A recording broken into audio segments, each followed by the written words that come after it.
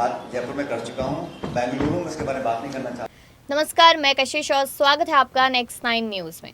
राजस्थान कांग्रेस के भीतर पिछले 70 दिनों में 7वीं बार अशोक गहलोत और सचिन पायलट के बीच सियासी द्वंद्व चर्चा में है। सचिन पायलट ने किंटोमी में सितंबर की घटना का जिक्र किया है और अशोक गहलोत के 2 मंत्री समेत 3 नेताओं पर कार्रवाई की मांग की है। सचिन पायलट ने कहा कि सितंबर में विधायक दल की बैठक तत्कालीन कांग्रेस अध्यक्ष सोनिया गांधी के निर्देश पर आयोजित की गई थी। अब यहाँ पर देखा जाए तो मीटिंग में 81 विधायक नहीं आए और इतना लंबा समय बीत जाने के बाद भी इस मामले में कार्रवाई नहीं हुई। पायलट ने आगे कहा कि स्पीकर सीपी जोशी ने हाल ही में हाईकोर्ट में हलफनामा दाखिल किया है और कहा कि 81 विधायकों ने मर्जी से इस्तीफा नहीं दिया था। हाईकमान ने इस बात की जांच कराई कि किसने ये दबाव विधायकों पर डाला था। अब देखा जाए आगे तो सचिन पायलट कहते नजर आए कि 25 साल में सरकार बदलने की परंपरा चली आ रही है। ऐसे में हाईकमान भी कह चुका है कि वो फैसला करेगा, लेकिन देखा जाए आगे तो यहाँ पर कैसे आगे बढ़ना है ये तय नहीं हो पा रहा। अगर परंपरा बदलनी है तो जल्द फैसला लेना ही होगा। सोनिया गांधी के निर्देश पर मल्लिकार्जुन खड़गे और अजय माकन ऑब्जर्वर बनकर जयपुर गए थे। जयपुर में मुख्यमंत्री आवास पर शाम 7 बजे विधायक दल की बैठक बुलाई गई थी। मीटिंग जब शुरू हुई तो 80 से ज्यादा विधायकों ने आने से इनकार कर दिया। ऑब्जर्वर मुख्यमंत्री आवास पर बैठे रहे और सभी बागी विधायक शांति धारीवाल के घर पहुंच गए। यहाँ से रात 11 बजे के करीब विधायकों ने स्पीकर जोशी को इस्तीफा भेज दिया। रात 12 बजे के करीब जब विधायक मुख्यमंत्री आवास नहीं पहुंचे तो मीटिंग को रद्द भी किया गया।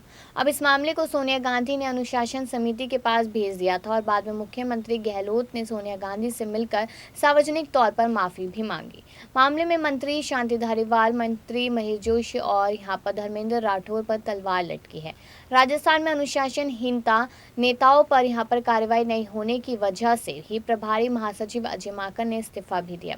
अब बजट पेश करने के बाद गहलोत ने मीडिया से बात करते हुए कहा कि सोनिया गांधी और राहुल गांधी ने सोचकर ही मुझे मुख्यमंत्री बनाया।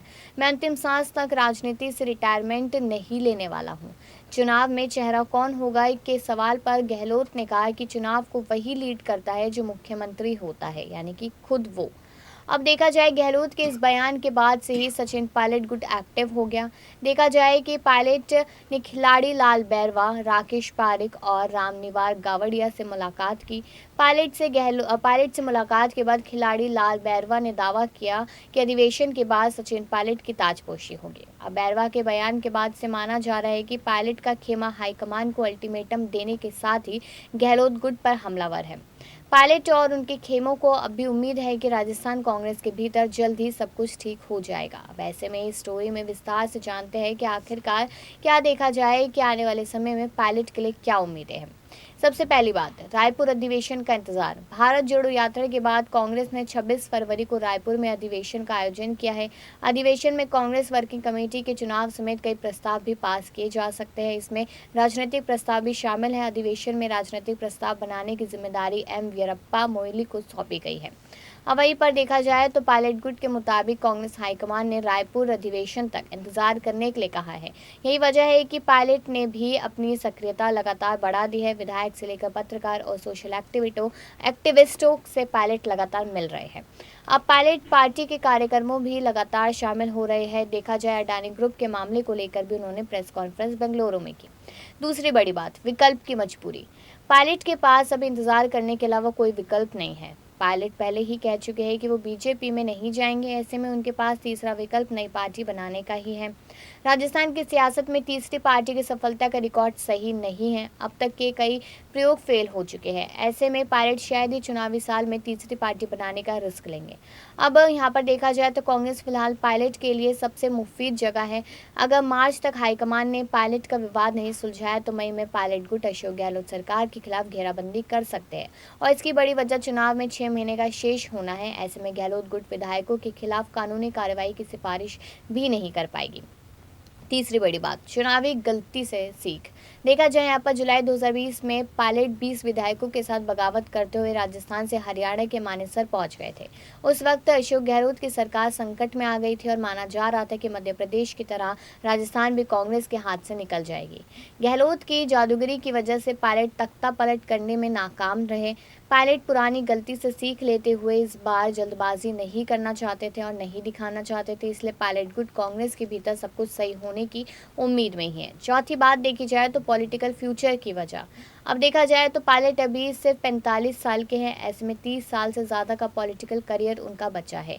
गहलोत 71 साल के हो गए और अगर इस बार चुनाव हारते हैं तो पार्टी में पूरी तरह साइडलाइन हो सकते हैं। अब यहाँ पर देखा जाए तो राज्य कांग्रेस में गहलोत के बाद पायलट ही सबसे बड़ा चेहरा है। इतना ही नहीं, यहाँ पर सचिन की गिनती राहुल गांधी और प्रियंका गांधी के करीबी नेताओं में भी होती है।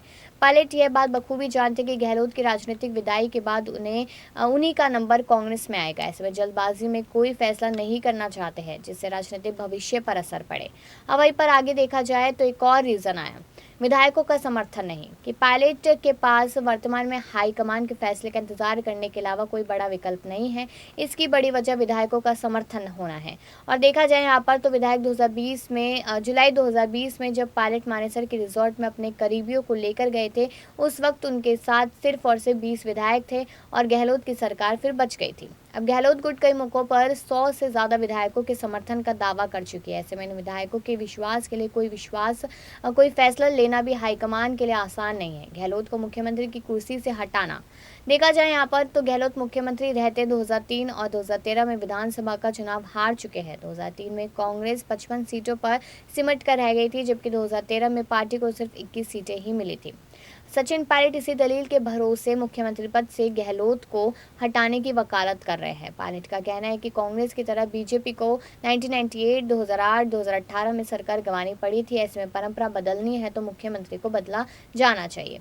अब पायलट को मुख्यमंत्री बनाना, देखा जाए तो पेज सिर्फ गहलोत के मुख्यमंत्री कुर्सी से हटाने तक का नहीं है। पायलट गुट सचिन को यहाँ पर मुख्यमंत्री बनाना भी चाहती है। पायलट गुट का तर्क है कि 2018 में मध्य प्रदेश और छत्तीसगढ़ में प्रदेश यहाँ पर देखा जाए तो मुख्यमंत्री बनाया गया था, लेकिन यहाँ पर राजस्थान मामले में इस फॉर्मूले को नहीं माना गया। ऐसे में हाईकमान पायलट को अब सीएम बनाकर इस गलती का सुधार कर सकती है। लेकिन यहाँ पर साफ तौर पे कहा जा रहा है कि रंधावा यहाँ पर कहीं ना कहीं एक नैया पार लगा सकते हैं पायलट की। तो क्या इस बात से वाकिफ है कि खड़गे नहीं रंधावा ही कुछ करेंगे? इस पर राय जरूर दीजिएगा और बाकी ऐसी खबरों के लिए देखते रहिए नेक्स्ट 9 न्यूज़।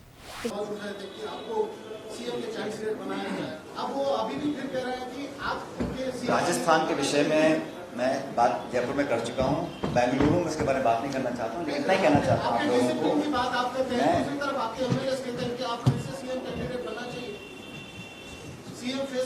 प्रदेश के बारे में पार्टी को जो भी निर्णय लेना है वो अखिल भारतीय कांग्रेस कमेटी, हमारे कांग्रेस की लीडरशिप सही समय पर सही निर्णय लेंगे, मुझे पूरा विश्वास है। लेकिन हम सबका सामूहिक उद्देश्य यही है कि हम लोग 2023 में मध्य प्रदेश, राजस्थान, छत्तीसगढ़ 3 राज्य हैं, तीनों में सरकार कांग्रेस पार्टी की बनाए, हम लोग रिपीट हम लोग करें और मैंने अपने सुझाव पार्टी को दिए हैं। सही समय पे सही निर्णय लेंगे, ऐसा मुझे लगता है। अक्सर पार्टी की लीडरशिप भी ये कहती है कि राजस्थान में सब कुछ ठीक है, लेकिन हम देखते हैं कि आपको तो उसी भी नहीं। हम सबका सामूहिक यही है कि हम ये परिपाटी जो 30 साल से आ रही है ना, कि 5 साल भाजपा, 5 साल कांग्रेस, इस परिपाटी को तोड़ना है। इससे पहले भी कांग्रेस की गवर्नमेंट रिपीट हुई है, दिल्ली में 3 बार हुई है, असम में 3 बार हुई है, तो राजस्थान में हो सकती है।